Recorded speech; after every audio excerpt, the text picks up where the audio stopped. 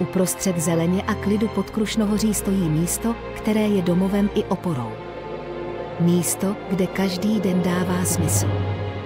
Vítejte v podkrušnohorských domovech sociálních služeb, místě, kde pečujeme srdcem. Do našeho týmu hledáme pracovníky přímé obslužné péče. Náplň práce. Péče o klienty v nepřetržitém provozu, pomoc při běžných denních činnostech, podpora jejich soběstačnosti, pomoc při osobní hygieně, travování, oblékání.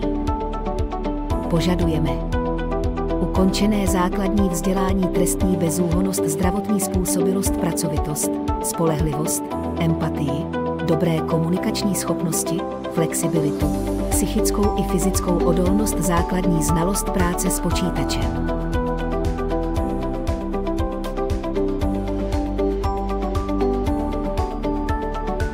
Nabízíme 5 týdnů dovolené plus 1 týden dodatkové dovolené, tabulkový plat plus odměny, příspěvek na penzijní připojištění, příspěvek na dětskou rekreaci, příspěvky na sportovní a kulturní akce, závodní stravování, zaměstnaneckou kartu na veřejnou dopravu Ústeckého kraje, profesní rozvoj, zajištění akreditovaného kurzu pracovníka v sociálních službách.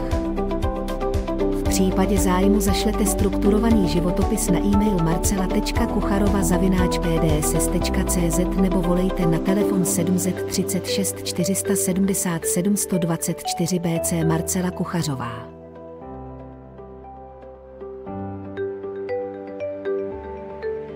Podkrušnohorské domovy sociálních služeb Dubí, Teplice.